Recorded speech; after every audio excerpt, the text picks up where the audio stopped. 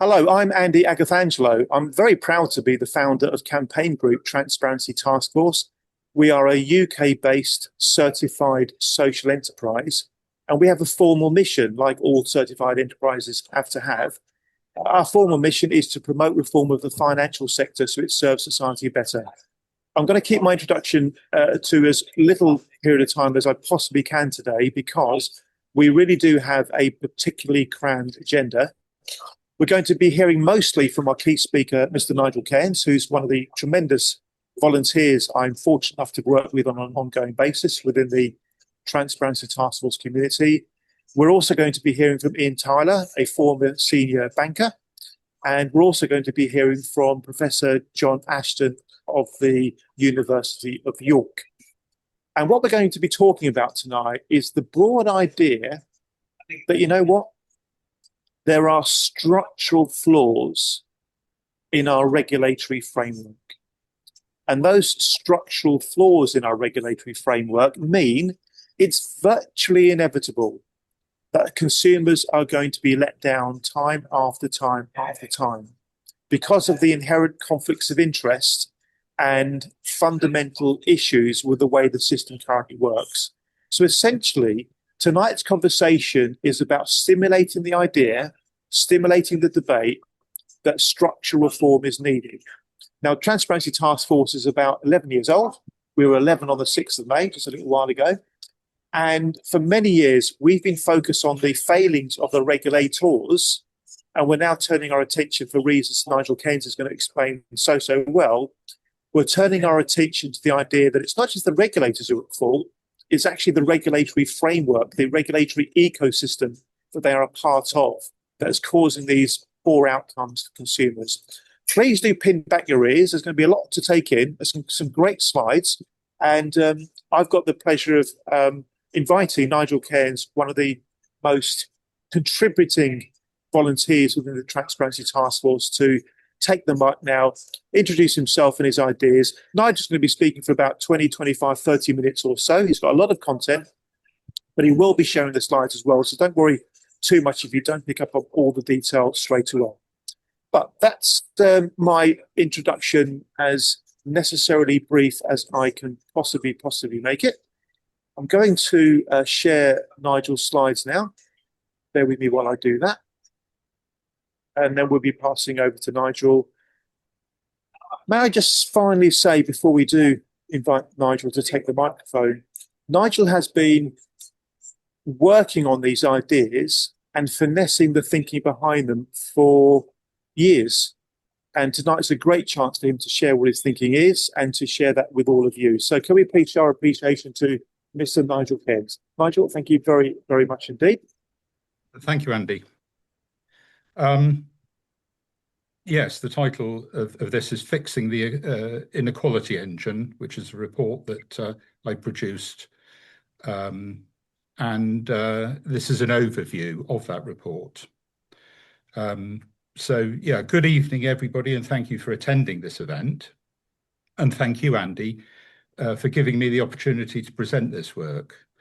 I should say at the outset that Fixing the Inequality Engine report is an ongoing project, and I'm hoping to produce another iteration of it fairly shortly. It is intended to assist parliamentarians, the APPG, TTF, policymakers, victims, SMEs, and ordinary citizens to understand why serious harm in financial services so often persists and recurs in a never-ending stream of major regulatory failure scandals, despite there being extensive regulation, complaint processes, ombudsman routes, courts, and parliamentary scrutiny. The purpose of the presentation is not to prove that misconduct exists. There is already abundant evidence of misconduct across many scandals, reports, judgments, regulatory findings, and victim histories. The more important question is why, when harm is identified, the system so often fails to resolve the core issue in a clear, reviewable, and accountable way. The engine is therefore about structure. It asks why complaints are processed but not resolved, why assumptions harden into institutional reality, why enforcement can proceed before truth is determined, and why Parliament ultimately remains responsible for correcting the architecture it created. My argument is simple. Public trust in financial services and in the system that regulates it cannot be restored by more process alone. Trust requires truth, redress, deterrence, and accountability. A system that processes complaints without determining the truth does not resolve injustice. It institutionalizes it. Slide 2, please, Andy. The central problem. Mere closure of complaints is not resolution. None of us have the choice not to use financial services, but all of us believe that we should receive an appropriate degree of protection when doing so, as a constitutional right. The overwhelming body of evidence demonstrates that this constitutional right is not being met. So what is the core problem? With financial complaints and disputes, the first distinction is between closure of a dispute and its resolution. Many complainants are told their complaint has been answered, investigated, reviewed, or closed. But closure is not the same as resolution. A complaint can be handled at every procedural stage while the defining issue remains unanswered. This is the missing requirement at the heart of the engine. The system requires complaints to be processed and responses to be issued. It requires firms to answer. It requires ombudsmen to reach outcomes. It requires regulators to operate within their remit. But it does not consistently require the decisive issue to be determined somewhere by someone with responsibility to resolve it. That is why complainants so often experience what feels like motion without progress. The issue is acknowledged, reframed, referred, narrowed, or closed, but the question that actually decides the matter is never squarely answered. This is especially important where the core issue involves legal classification, regulatory perimeter, enforceability, disclosure, suitability, causation, or the validity of a security structure. If that issue is not determined, the complaint may be formally concluded while the injustice remains alive. The missing requirement is not more correspondence. It is not another procedural stage. It is an obligation to determine the issue that decides the complaint. Slide 3, please, Andy. The engine pattern. The inequality engine operates through a repeatable sequence: uncertainty, assumption, enforcement, and finality. The process begins with uncertainty. A foundational issue, the complaint, is unresolved. It may concern whether a loan was properly classified, whether protections applied, whether a product was poorly explained, whether a charge was validly relied upon, or whether the regulatory perimeter was correctly understood. At that point, the system should stop and determine the issue, but often it does not. Instead, uncertainty becomes managed rather than resolved. When an assumption enters the process, the assumption is often aligned with the institutional position because the firm holds the documents, controls the records, and has already framed the transaction. The assumption may begin as a practical working position. But through repeated correspondence, complaint handling, regulatory response, and legal process, it starts to acquire the appearance of fact. Enforcement then proceeds on the basis of the assumption interest, fees, reporting, security rights, possession pressure, limitation arguments, and litigation risk may all accumulate before the foundational issue is determined, and all too often it never is. Finally, procedural finality attaches. The system behaves as though the matter has been resolved because the process has reached its conclusion. That is the danger and the lived experience of so many victims. Unresolved uncertainty quietly hardens into institutional fact. Slide 4, please, Andy.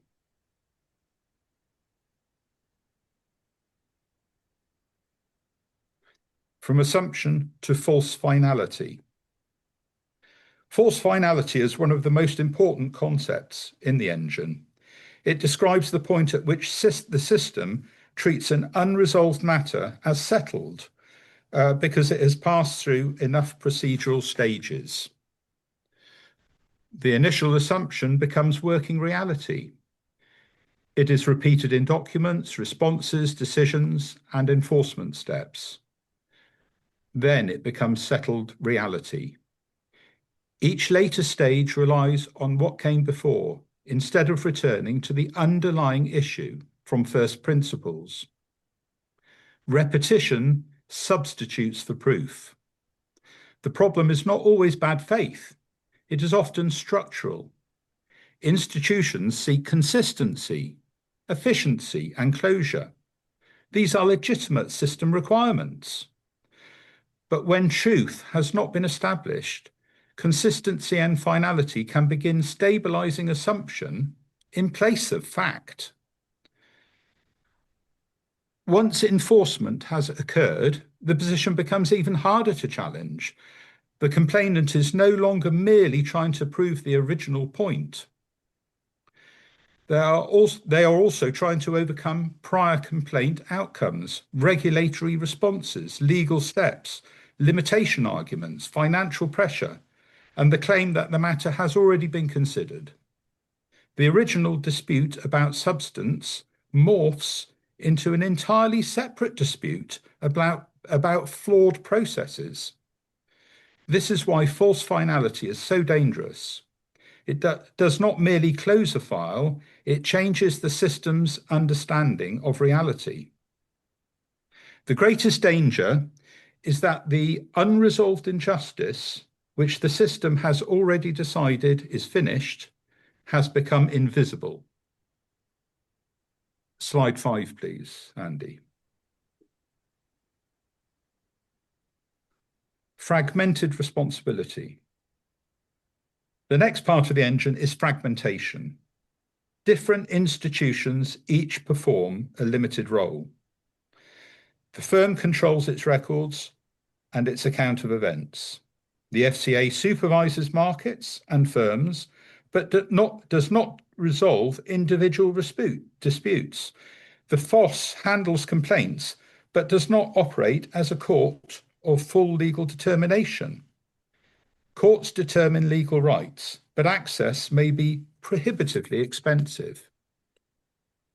The Land Registry records interests, but does not determine regulatory compliance. Police and fraud bodies apply different thresholds. Treasury and Parliament sit above the system, but often point to regulatory independence. Each institution may honestly say it has acted within its remit, but no single institution is responsible for ensuring that the whole outcome is substantively correct. This is central. The citizen experiences the system as a whole, but each institution only sees a slice. The complainant experiences the cumulative effect of firm conduct or misconduct, regulatory deflection, complaint handling, legal risk, costs, delay, and enforcement, but the system itself disaggregates that experience into separate remits. The result is distributed responsibility without integrated accountability. The issue moves from one body to the other, and each body can say, in effect, this is not quite for us. So, when responsibility is fragmented across multiple independent systems, accountability can disappear between them. Slide 6, please, Andy. Parallel systems and the structural gap. This brings us to the parallel systems of justice. The regulatory and the ADR system focuses on fairness, accessibility, and practical dispute resolution.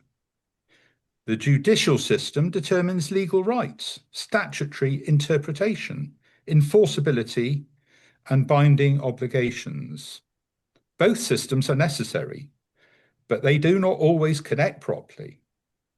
FOSS is required to take account of law and regulation, but it is not the same as a court. A complaint may appear to be a question of fairness, but the fairness question may depend on a different legal issue.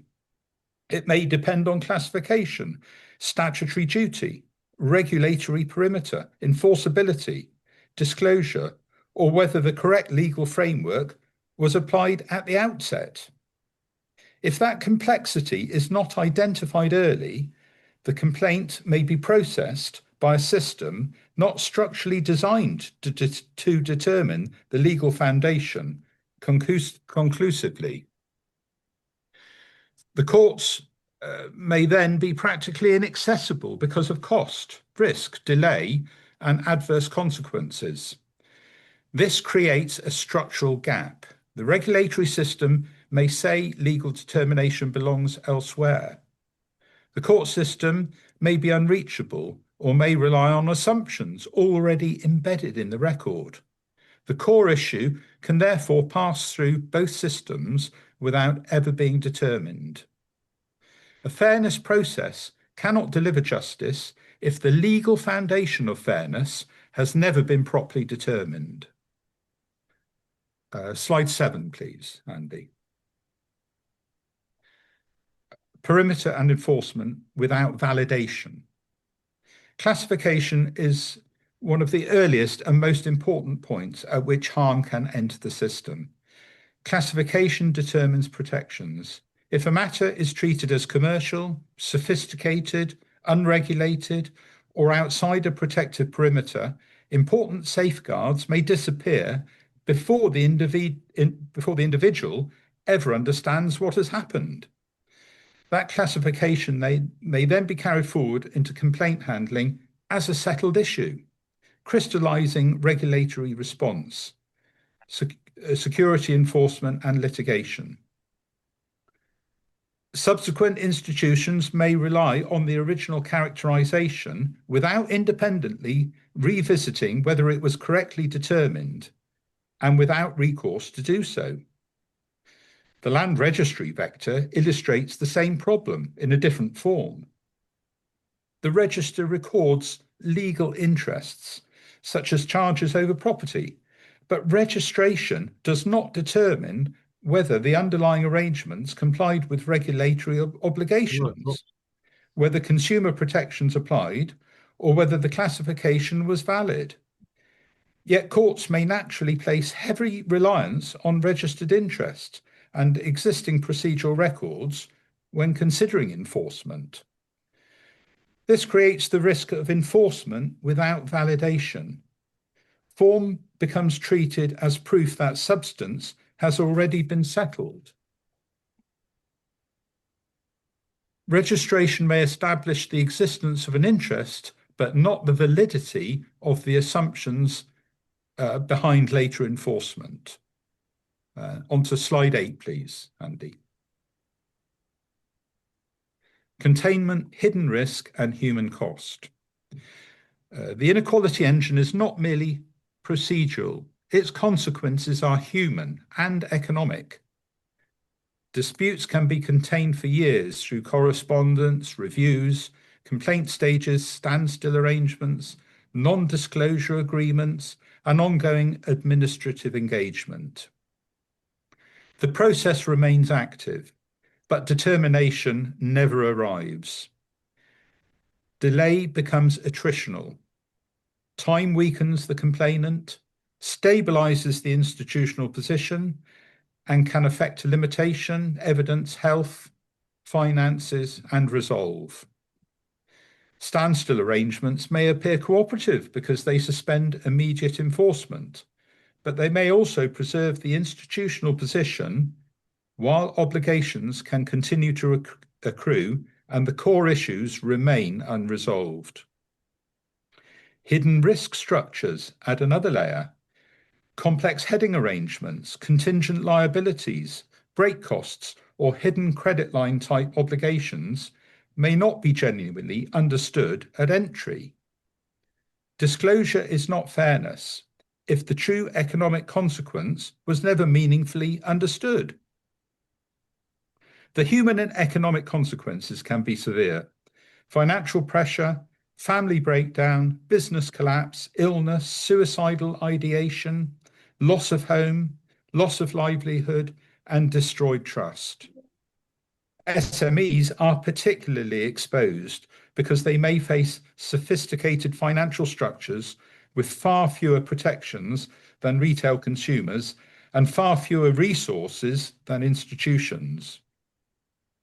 When unresolved injustice destroys productive businesses and human lives, the cost is ultimately borne not only by the victim, but by society itself. Slide 9, please, Andy. Access to justice, enforceability, and reasons. Access to justice depends not simply on the existence of rights, but on the practical ability to exercise them. In complex financial disputes, cost, complexity, delay, and adverse cost risks can place legal determination beyond reach. That is why without enforceability becomes fragile. If a person cannot realistically enforce a right, then the right may exist in theory while failing in practice. The private right of action point is central. Where Parliament has authorised binding regulatory standards, citizens should not be wholly dependent on whether the regulator chooses to act or not. If the regulator does not investigate individual complaints and the Ombudsman resolves the matter on a broad, fair and reasonable basis, the complainant may have no practical route to enforce the underlying standard. Reviewable reasons are equally important. A decision cannot be tested if the reasoning is opaque. A person cannot identify error, omission, or misunderstanding if the decision does not explain how the core issue was determined, what evidence was relied on, and what facts were accepted or rejected. This principle also applies to government. If ministers, e.g. Lucy Rigby MP, refuse an independent investigation by relying on prior reviews or regulatory independence, they should explain why those prior processes actually determined the core issue. A decision that cannot be meaningfully examined cannot be meaningfully trusted. Change is needed to resolve unaddressed injustice, but incremental change just won't cut it. Slide 10, please, Andy. Weak deterrence and repeat harm. Slide 10. The engine also explains why scandals recur. Redress without deterrence may compensate yesterday's harm while allowing the incentive for tomorrow's harm to continue. The FOSS may resolve an individual complaint, but it is not a punitive regulator. The FCA can impose sanctions, but it does not generally investigate individual complaints. If FOSS outcomes do not generate structured regulatory breach data, and the FCA arrives only when harm has become systemic, then dispersed harm can remain institutionally invisible for too long. The system is not capable of prevention, only of managing the consequences of catastrophic failure. I won't itemize that very long list here and now. There is also the problem of corporate-only penalties. If the benefit of misconduct exceeds the penalty, the fine does not deter wrongdoing. It prices it in. If the firm pays, but the decision makers keep their bonuses, move on, or never face meaningful consequences, the incentive system remains intact. Deterrence must reach the policies, committees, remuneration structures, and senior accountability mechanisms that produce the harm. Otherwise, repeated misconduct becomes economically rational. This is not simply about punishment, it is about prevention. A system that punishes late, lightly, or only at corporate level may appear active while failing to change the behaviour that causes future harm. A fine below benefit of misconduct is not deterrence. It's just the price of being caught. Slide 11, please. Parliament delegated authority to regulators, ombudsmen, and public bodies. That delegation may be necessary, but it cannot be allowed to become abdication. The FCA's statutory objective structure matters. It matters enormously. The strategic objective is that relevant markets function well. Consumer protection is an operational objective, requiring an appropriate degree of protection. That word appropriate is critical. It means the level of protection is calibrated inside the regulatory system, having regard to risk, market functioning, consumer responsibility, competition, growth, and other considerations. But fairness is not merely technical, it is constitutional. It determines the level of harm society, not the regulator, is prepared to tolerate in pursuit of market efficiency, stability, competitiveness, and growth. Regulatory independence is important. Ministers should not intervene in individual decisions. But independence does not remove Parliament's responsibility for system design, redress boundaries, enforcement rights, reviewable reasons, cost rules, public inquiry powers, and most importantly of all, correction of structural failure. This is especially clear now because the architecture is being actively recalibrated. Areas include FOSS interest calculation methodology, proposed long stops, closer FCA, FOSS alignment, mass redress mechanisms, and growth-orientated regulatory objectives. These are foundational political choices about the balance between certainty for firms, redress for consumers, and public trust. Public trust is not a sentimental value. It is a high-impact economic infrastructure. SMEs and consumers will not borrow, invest, or take productive risks if they believe the system cannot correct unfairness. There is no prospect of durable growth without the restoration of institutional fairness. Parliament may delegate power, but it cannot delegate away responsibility for the justice of the system it created. And finally, slide 12, please. The final position, recognise, review and reform. The final position, I think, is constructive. The inequality engine is not inevitable. It is correctable architecture, correctable by those with the power and the responsibility to correct it. But the problem cannot be resolved unless it is first addressed. The aim of the engine is to provide concerned parliamentarians, the APPG, TTF, policymakers, journalists, victims, SMEs, and ordinary citizens with the framework that they can use to recognise recurring mechanisms of structural non-resolution. The presentation does not pretend to provide every answer. It does not ask Parliament to retry every case or intervene in individual regulatory decisions. It asks Parliament and government to examine whether the system it created can properly determine truth, correct harm, deter recurrence, and command public trust. That constitutional question is now unavoidable.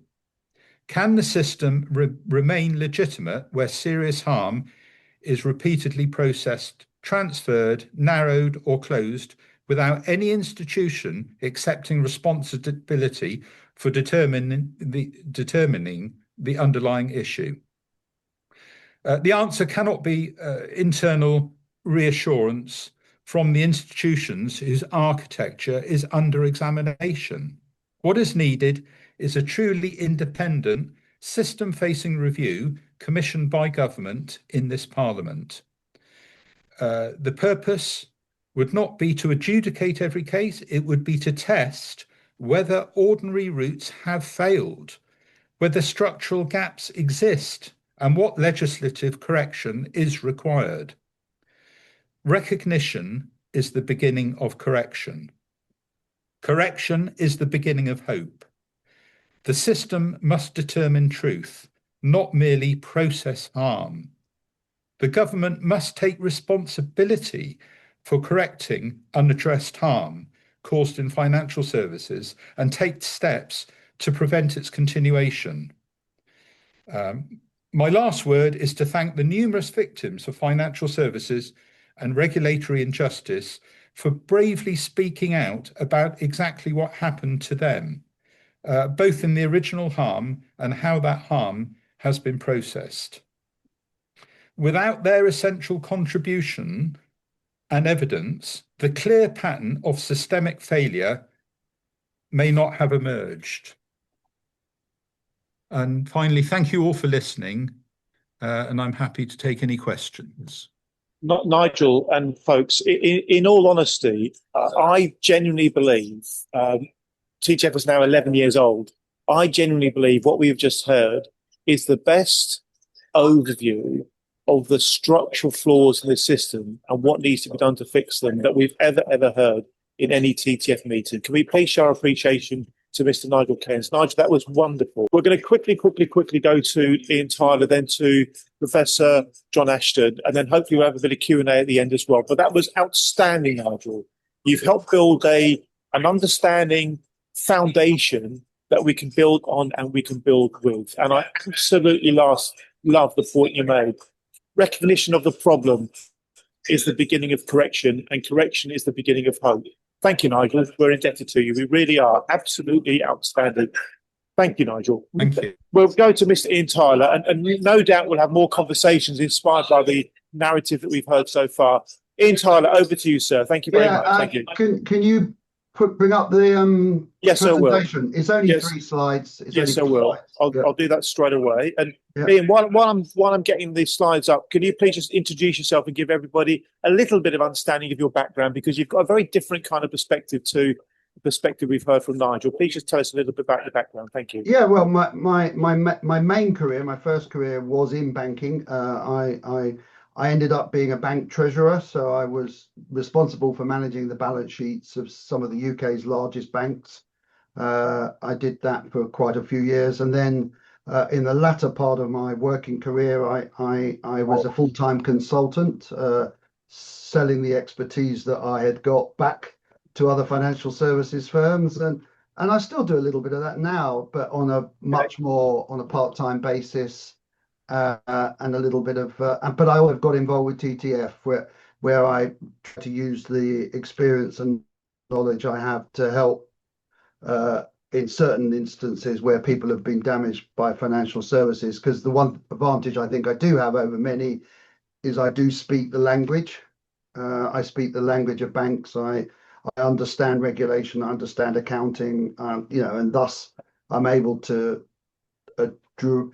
I'm able to be to pin them down, particularly where it's a technical matter, and actually point out the where they're actually not telling the whole truth and nothing but the truth. So that's probably my most useful skill. But this is this is completely the opposite to Nigel. Nigel has obviously spent many years and obviously many hours pulling together a presentation. I've basically put together 3 slides, and this is one of them: how we improve matters. And I've got 2 slides. One is going to just a couple of high level points about why I think the UK system is so structurally bad at the moment. And then secondly, about 3 little bullet points on how we could make things better for SMEs by changing legislation. So let's move on to the second slide. Yeah, the problem, much of this goes back to Tony Blair and his decision to set up a lot of sort of non-governmental organizations and to set them up as independent of government. And the real problem we've got is that we've set up these operationally independent bodies, but we've actually only given them very loosely worded objectives. So effectively, it's that combination of independent bodies, incredibly loosely and poorly worded objectives, and then very poor accountability. And I would actually argue that Parliament has, I only really came around to this view myself fairly recently, but I would actually arguably that Parliament has essentially abdicated its role. Politicians still get a lot of useful feedback in their post bag.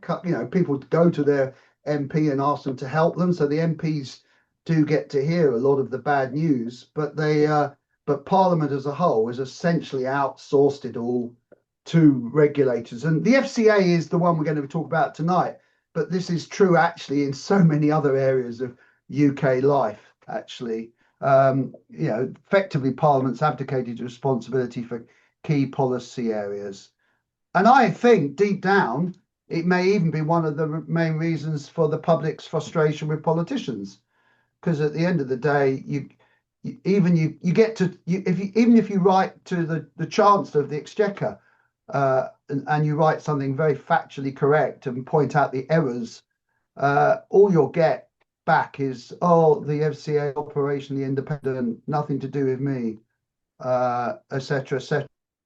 So, they hide, and that just breeds frustration that even those that you've elected, even those that actually have power to make the law, seem to have no ability to change the situation for the better. And Andy's disappeared again, hasn't he? So, I mean, if we come to the FCA and, their core consumer objective is something along the exact words on the slide, but it's appropriate level of consumer protection. That's essentially what. But of course, when you think, what does that mean? And who's the only people that are entrusted to decide what the word appropriate means? It's the FCA. In fact, that's exactly what happened at the judicial review we had. Essentially, the judge decided that actually the FCA had a lot of discretion in coming up with what at least one case he thought was a very arbitrary and inappropriate view of appropriate, but the judge said that the FCA could hide behind that, and that was sufficient. And so we've created a world in which the FCA can effectively almost do what it likes. I'm not saying that the FCA role is easy. There is considerable pressure put on them by banks in particular, because banks have much closer relationship than consumers do. And obviously, occasionally ministers do express their views, and despite them being operationally independent, I'm sure ministers' views are listened to quite carefully. But also, if you think about it, it actually makes it even hard for what is a fairly ineffective body, the Treasury Committee, to actually hold them accountable, because if all you've got to hold them accountable is an appropriate degree of consumer protection, and the FCA are the acknowledged experts on the word appropriate, how can you ever say they've done a bad job? We've created a complete farce of an accountability mechanism. And so my view is that really we need to go back to what is one of the basic rules of business, in a sense. If you want anything done properly, you've actually got to set proper smart objectives. You've got to have smart targets. People, these have got to be specific, measurable, achievable, realistic. And the word appropriate isn't sufficiently smart. In fact, it's completely unsmart. And how that would work. Let me give you an example, perhaps, because it's probably easier to illustrate it. The only independent part of the financial services regulation that has a smart target is the Monetary Policy Committee, which is part of the Bank of England. The Monetary Policy Committee is asked by the government, it's been to target inflation and to keep inflation to just to 2% or under. Now, they're not very good at doing it, but we all know what the target is, and they have to write letters explaining why they failed. And so there is a measurable target, and there is at least the basis for a compensation. And of course, the MPC knows exactly what it's being measured against. The FCA has no idea what it's being measured against. And so it's absolutely critical in my mind that we do put in place some smart measures that are probably risk appetite statements that basically talk about, and they would probably need to be split by different categories of client, because you wouldn't want to have vulnerable consumers having the same risk appetite as, say, for professional high net worth individuals or something. So there would have to be some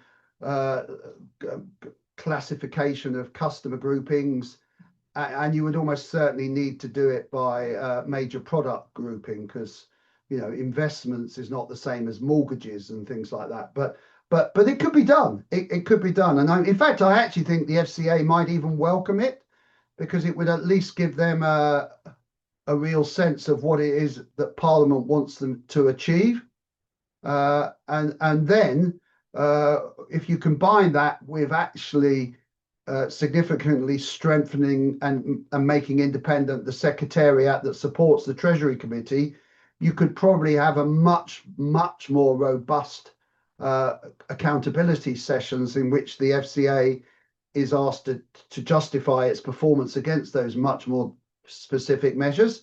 So to be honest, that's my single point really on that first slide, which is around putting in place a proper set of measures and holding the regulator to account more effectively. At the moment, we have a ridiculously laissez-faire system.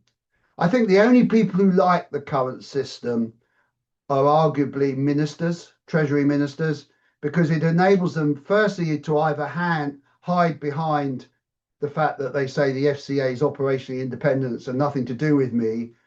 And it also gives them the option in extremis to actually to blame the FCA for if there was a major failure. They can just blame the FCA and say nothing to do with me. But I think every other stakeholder in this is being poorly changed by the current, and certainly customers, SMEs, even the FCA, I would argue, is actually being poorly served by the current system. So moving on to the second slide. One of the things I've just been clocking as I've helped various people over the last few years is just how unfair the level playing field is for SMEs versus banks. And the result of that is that trust is low. That's not a good thing. And in fact, even the FCA knows that SME trust is low, and in fact lower than in other comparable countries. And it's not that surprising because of if you look at how the banks have behaved in the not too distant past, and also just how unlevel the playing field is if you ever end up having a dispute with your bank. So I've identified 3 changes that I think would materially improve SMEs' positions relative to banks. Firstly, a very simple one. I would actually recommend that SME lending was brought within the regulated perimeter. I know we slag off the FCA, but actually having lending actually within the regulated perimeter would actually have given a lot more protection than having it in the unregulated perimeter, because the FCA just washes their hands completely of it. So that would be the first thing. So extending the perimeter to include SME lending. The second one is one that 99% of SMEs don't even know this actually happens. But if you're an SME and you trade as a limited company, which actually probably 95% of SMEs are trading as limited companies, you may not be aware that actually all the rights that you think you've been given in legislation like MiFID is actually taken away from you in FISMA, because basically FISMA says that if you're a limited company, you don't have any rights in law to enforce for damages under regulation. So it's only sole traders that can actually take account of things, take benefit of MiFID and things. It's quite incredible actually that what Parliament gives with one hand, they've taken away with another hand. So yeah, that would be again very helpful. That effectively that would put SMEs on a level playing field, whether they're incorporated as a limited company or as a sole trader, and it would put them in the same place as a consumer. And then lastly, and this is again I think would be extremely helpful, is if you as an individual you have certain access rights to your own data around yourself, but if you're a company you've got no data access rights, and so it would be extremely helpful for SMEs who trade as limited companies again to be able to actually request data subject access requests from their bank. So because without that information it's almost impossible to even begin to put together an argument if you want to go to some form of tribunal or court or FOS. Without that you're running behind in most cases. And then really, as to the past, because I decided in the end this was about restoring trust. I think we just need to recognise BBRS achieved less than nothing.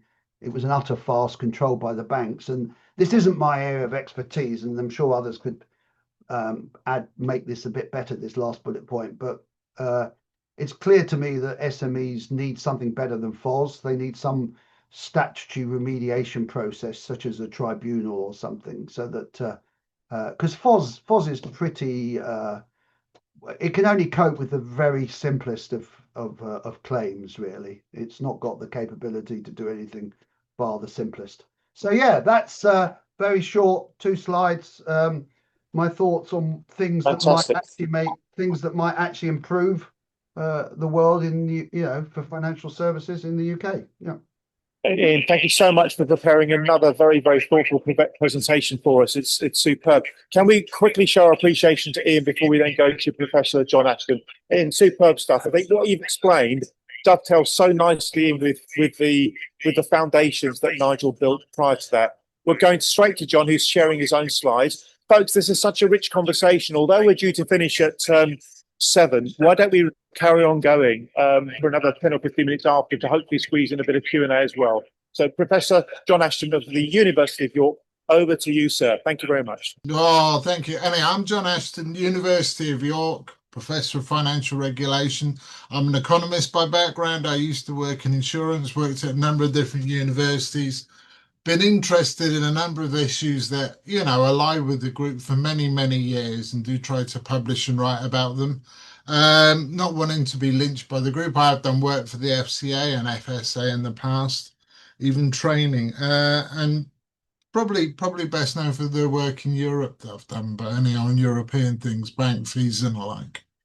But anyhow, measuring success financial regulation, have contributed in this area. And I just thought just briefly to talk about, say, some of the academic perspectives. And it is brief, it's 10 slides and I go through quick.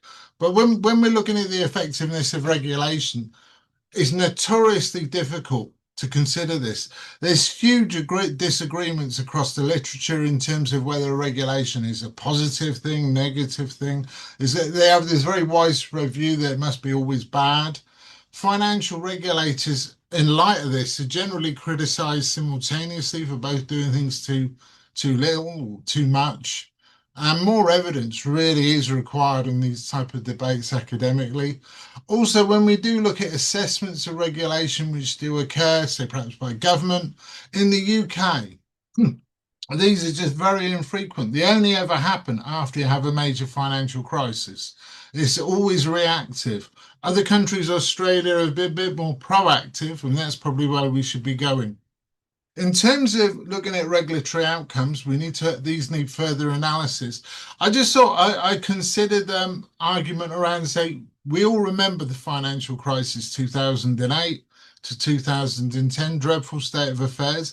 What happened in terms of regulation after that was very interesting because there was the regulator suddenly became far more engaged, started investigating more cases, starting fining firms and individuals far much more money. The level of fines rose hugely. And this wasn't just the case in the UK. We saw it in the US, saw it in a number of other countries as well.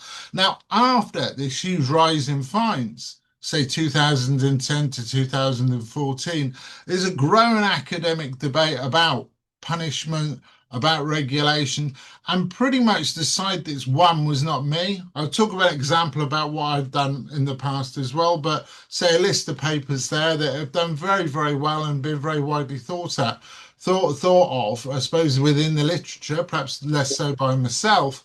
John, sorry to interrupt you. John, we're looking at the first slide still. So if you move them on, okay? Oh, I do apologise. Sorry, I'm in trouble with Right, can we go through? I'll just go through like this, yeah? Yeah, perfect. We can see that, there we are. But there's a growing academic literature which is really arguing that the regulation, well, the effects of regulation should be considered rather than how well regulation is at work. So you've had papers, for example, Dallas there and Dancewicz, say from St Mary's and University in London, Dancewicz from Bristol, for example, looking at issues like, well, when banks get fined a lot of money, depositors don't like it and take their money out. Therefore, you should stop regulating. Goodhart, Charles Goodhart, very clever, nice man if you ever meet him, but he said this is all going to be, the burden is going to be placed on shareholders. This is unfair. You should stop.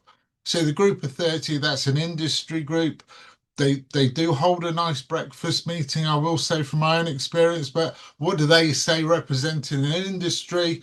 Say this is this is just causes uncertainty and you should remove severe punishment of banks moving along. Now, for me, I always think this is a very indirect way of looking at the problem. These are all the effects which arise from regulation. It's better to actually measure regulation specifically. Now, just to talk about some of the challenges that are there, measuring how well regulation might work statistically is really hard.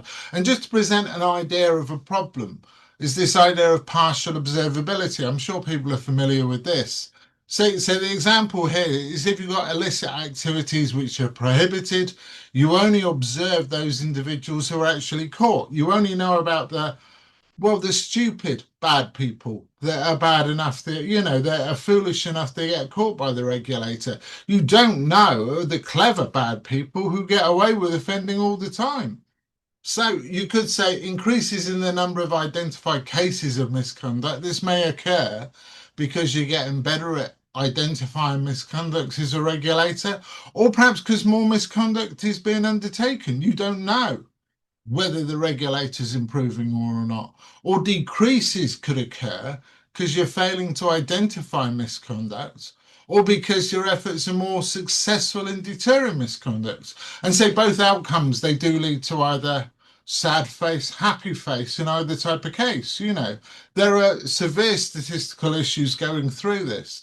Now, one way that I've been worked on in the past for looking at this, I got a picture of a penguin there because I was inspired reading a paper by how do you determine the population of penguins in Australia. It was you do get penguins living in, of all places, Tasmania. But it's looking at a very, very old approach in statistics. It's 300 years old. It was used to pre-revolutionary France to measure the population, so it was very old. But it's the idea here is you just look at, say, what would be if you consider a financial firm offending, this is very similar to measuring, say, some natural phenomena, such as like what's the population of, say, penguins or birds or alike. So, for example, say if you looked at the example firm wound up or exit a market, it's similar to a penguin dying or migrating, or some offending firms not being ever captured.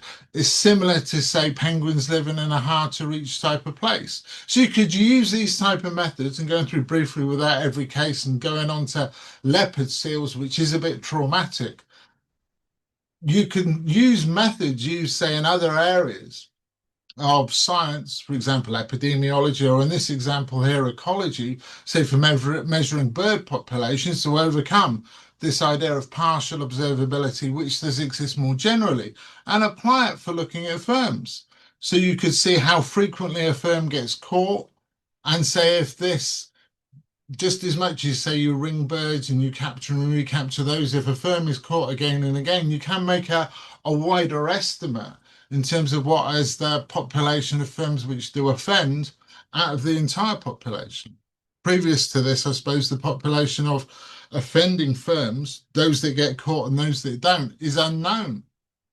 Now, how you do that, I won't dwell long on this slide, but we developed this type of model, which is used for doing a lot of the ecology studies, to apply this to just UK data to see what was happening in the UK.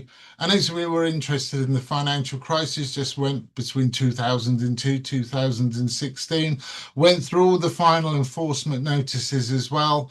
We didn't use the excellent data set Violator UK. We developed this ourselves because the data that we needed goes back a lot further than what's provided online.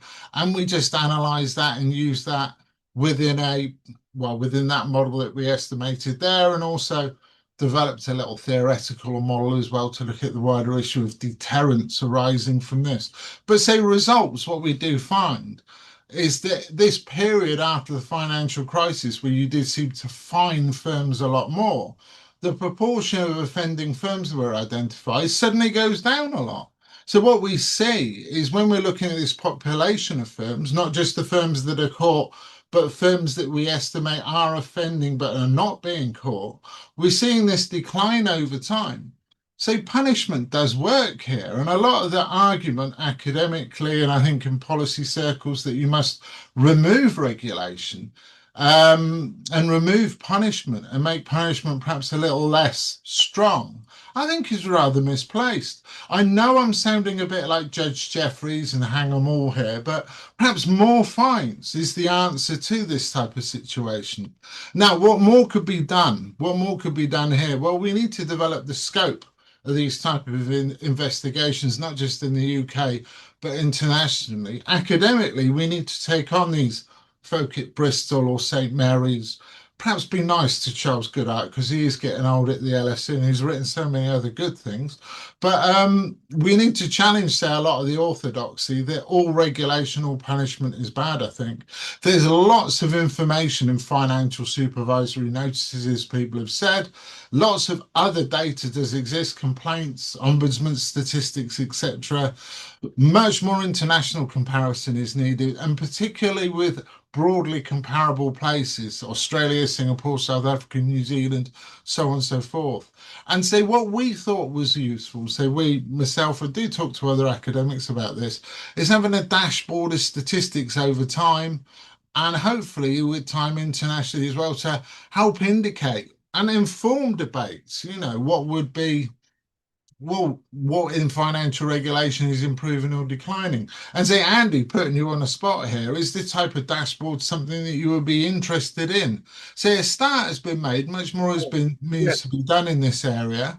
And say we have an example of this. So I have a slide there, but I can just quickly kick out of this, and I'll try and share the screen.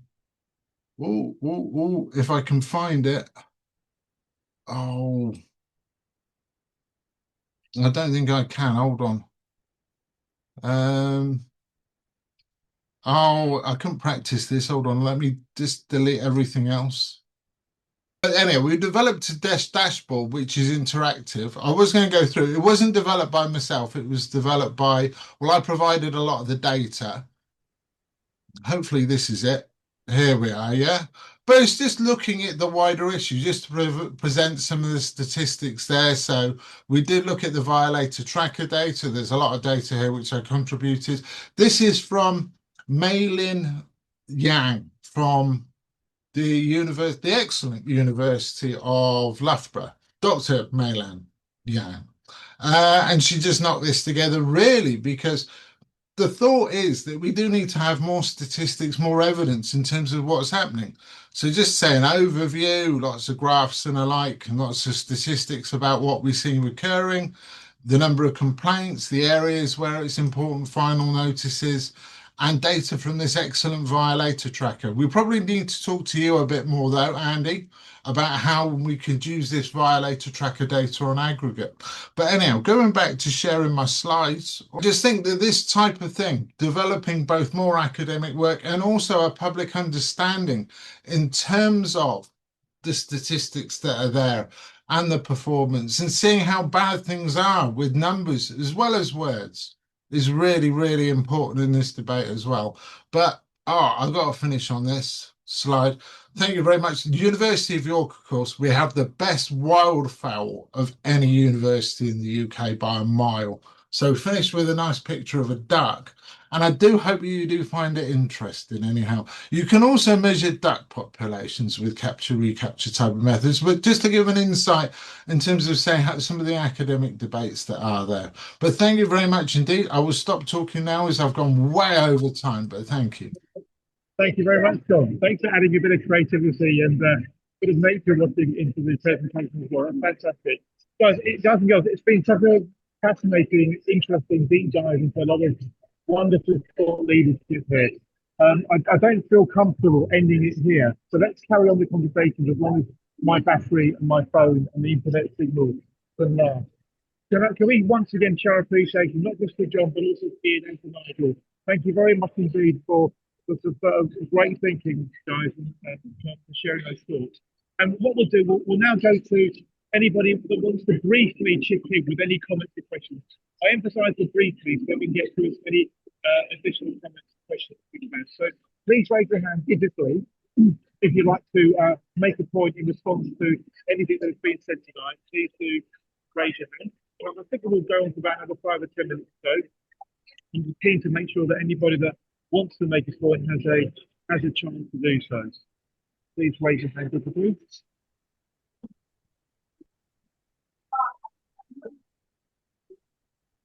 I can't see any hands going, which is really surprising, given how often so many of you want to chip into the conversation. That was my fault, that. No, not at all. I put loads of Greek up. I've quietened everyone down. Certainly wasn't Nigel or Ian. Yeah. Ian, please do share any kind of final comments from yourself. Then we'll go to some final comments from Nigel, then from John, and then we'll wrap up unless there's anybody else who wants to chip in. So Ian, anything else you want to share with us, sir? Thank you. No, the only comment I'll share is that I've just been going through the chat, and there are some very good comments in the chat actually. So I will read those again at leisure when you distribute it all. So there are some, there's some quite insightful comments in there as well to add to our thoughts. Thank you, Ian. Very much indeed. Nigel Kent, any final comments from yourself? Anything to what Ian said and what John said? No, just to say that, I was very pleased with both John's and Ian's comments as well. I think everybody's presentations knitted together very well, and most particularly in identifying, as Ian said, the very woolly language and lack of ability to hold anybody to account because of the language used in the legislation. And the lack of hard metrics to measure things against. And I think those three things come together really, really well. Thank you.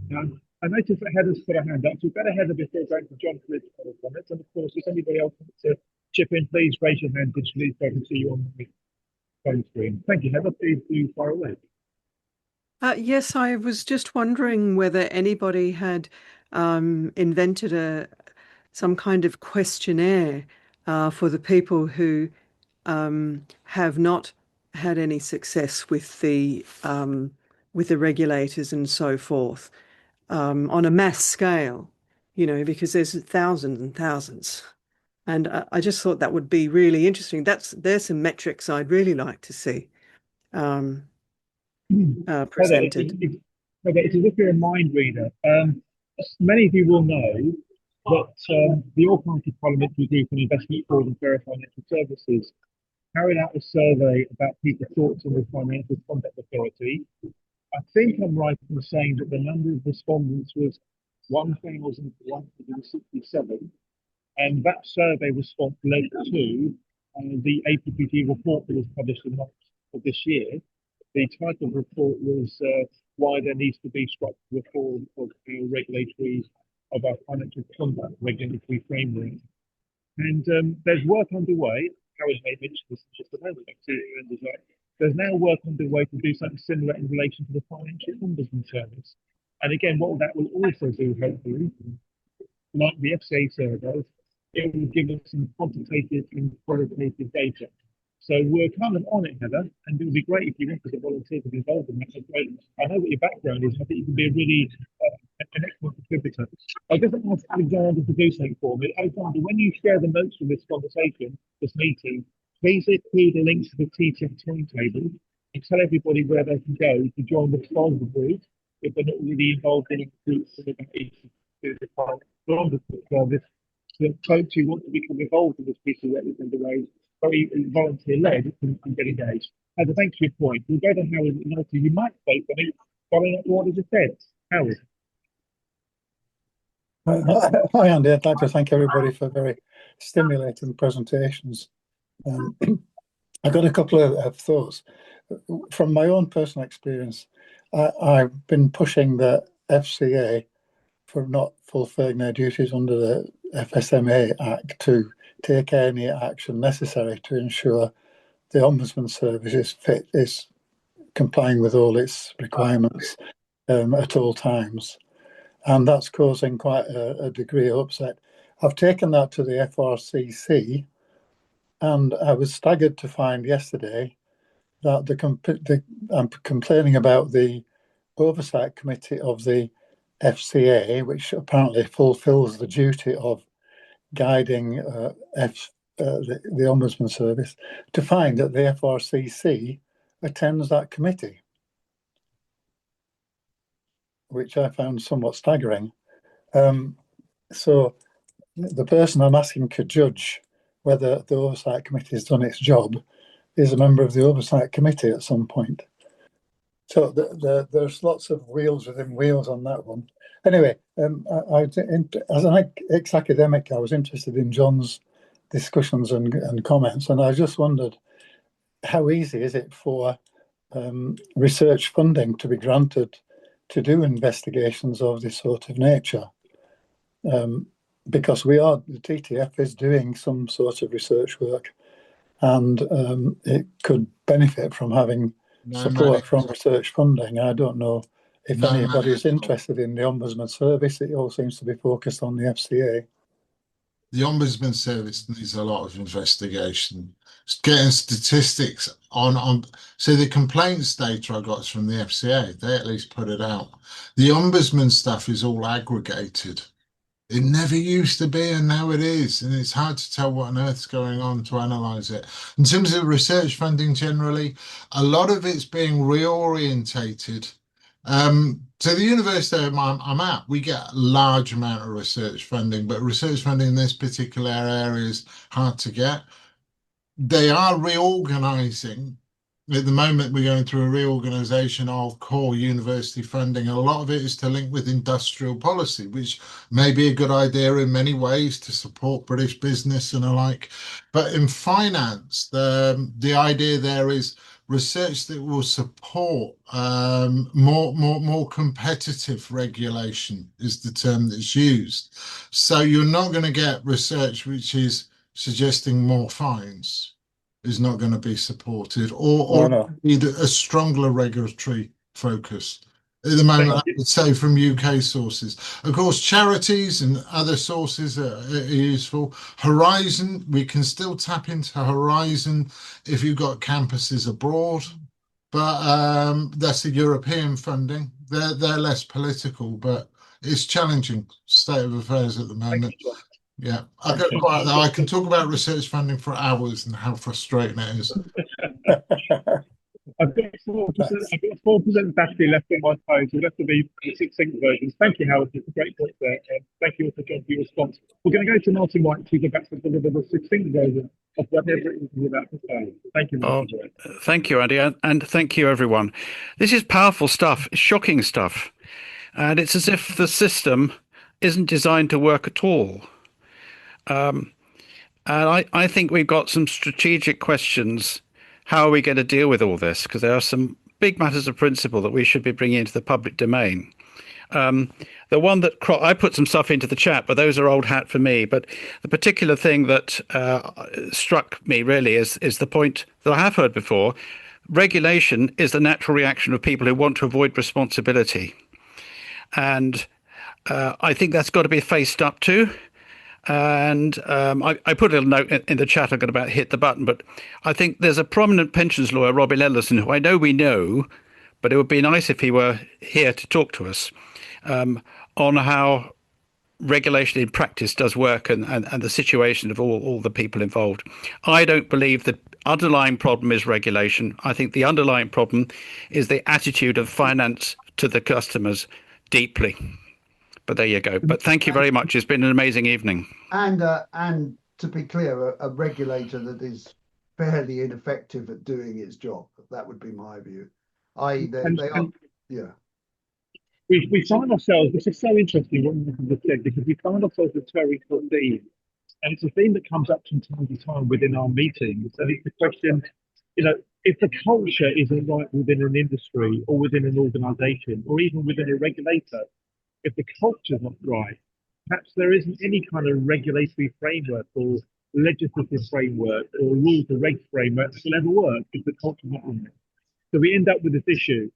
Is this actually a major cultural problem as well as it being a regulatory framework problem? On that note, we'll go to John Ashton for very, very briefly, and with any final comments he'd like to make, then we'll wrap the conversation up. Mr. John Ashton, Professor Ashton, any final thoughts from you, sir?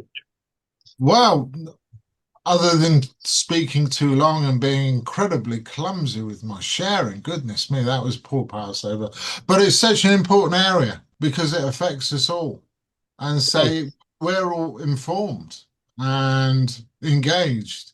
But this is for everybody, all those people who are so vulnerable to all of this. And it's just, I over a lifetime, particularly with the engagement with this group, just been it's so important to keep pushing on these type of issues because it affects us all and it brings tears to your eyes at times, doesn't it? Yeah. But anyway, that's all I've got to say. But thank you very, very much.